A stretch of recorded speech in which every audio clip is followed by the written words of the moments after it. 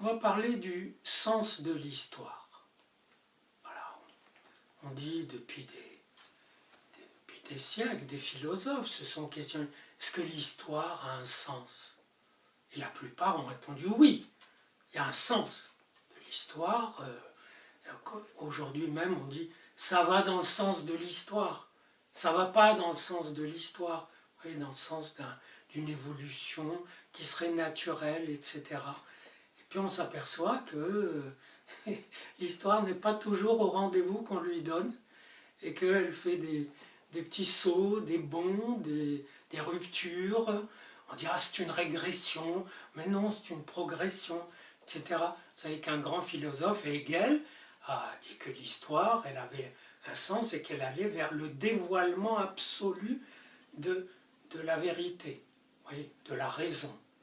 Et donc, voilà, des gens comme Marx ont non seulement posé que l'histoire avait un sens, mais qu'avec leur doctrine, ils allaient l'activer pour qu'elle aille dans le sens qu'elle a, c'est-à-dire qu'elle aboutisse à la révolution, la dictature des travailleurs, des prolétaires, etc., le dépérissement de l'État, enfin toutes choses qui ne se sont pas produites, mais on avait posé que c'était vers ça que l'histoire allait.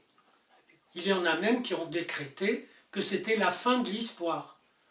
Comme leur repérage à eux ont cessé d'agir, il y en a un qui a écrit « c'est la fin de l'histoire ». Et puis il s'est ravisé « non, non, elle n'est pas tout à fait finie.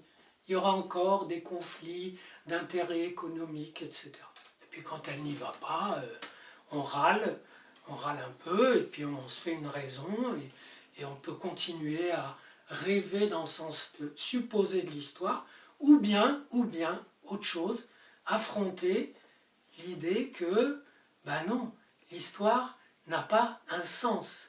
Ça ne veut pas dire qu'elle n'a pas de sens. Oui, il n'y a pas un sens de l'histoire, il y a différents sens, et même quand on dit l'histoire n'a pas un sens, n'a pas une orientation, souvent on en déduit, ben si elle n'a pas un sens, elle n'a pas de sens, donc elle est insensée. Donc on est dans l'absurde. Et pas du tout. Si c'est pas blanc, ça ne veut pas dire que c'est noir. Ça veut dire au contraire qu'il peut y avoir un immense éventail de couleurs, de nuances, une infinité de couleurs. Ce qu'on remarque pourtant, c'est que même si on ne trouve pas le sens de l'histoire, localement, l'histoire a très souvent un sens. Ça veut dire, mais un sens local, qui ne va pas très loin. Par exemple, prenons des événements récents. Le Brexit, l'élection de Trump. Des gens peuvent dire, mais ils sont fous ces Anglais. Qu'est-ce que c'est? Ça n'a aucun sens. Et puis des gens qui ont élu Trump, mais enfin ça n'a pas de sens, regardez-le, etc. Et puis en fait, si on s'astreint à ne pas regarder le sens apparent, voilà, les Américains ont élu un ours mal léché. Mais non, ça c'est l'image. Qu'est-ce qu'il y a en dessous? Qu'est-ce qu'ils ont voulu dire? Les Anglais, ils ont dit, non, on n'en veut pas de votre Europe. Mais qu'est-ce qu'ils ont voulu dire? Et généralement, ils ne sont pas spécialement bêtes, pas plus que nous en tout cas. Et à mon humble avis, ce que les uns et les autres ont voulu dire, c'est « Coucou, n'oubliez pas qui on est. Nous sommes des Anglais, nous sommes des Américains, avec une tradition, avec des habitudes, une culture, etc. On n'a pas envie que vous donniez un coup de pied dans notre fourmilière pour tout disperser et puis qu'on perde nos repères. » Mais ça a un sens.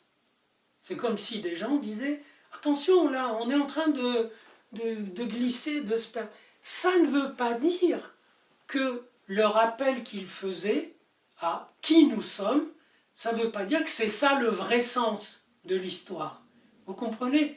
Des gens, imaginez quelqu'un qui va glisser, qui dit non, et qui s'accroche, ça ne veut pas dire que sa vocation, c'est de s'accrocher. Ça veut dire simplement que dans la situation historique où il a été mis, il veut que ce rappel soit marquant. Et ceux qui n'en sont pas contents, ils disent, ben regardez, on est en pleine régression. C'est du populisme. Ça veut dire quoi, populisme? C'est quand du peuple, quand des pans entiers du peuple parlent un langage que les élites n'acceptent pas. Donc on met un isme. Vous voyez, quand vous parlez comme sujet, on dit subjectivisme. Quand vous parlez de l'objet, de objectivisme, etc. On vous fout un isme pour vous couler. Mais en fait, ça veut dire simplement que les gens ont dit non, il faut se rappeler certaines choses.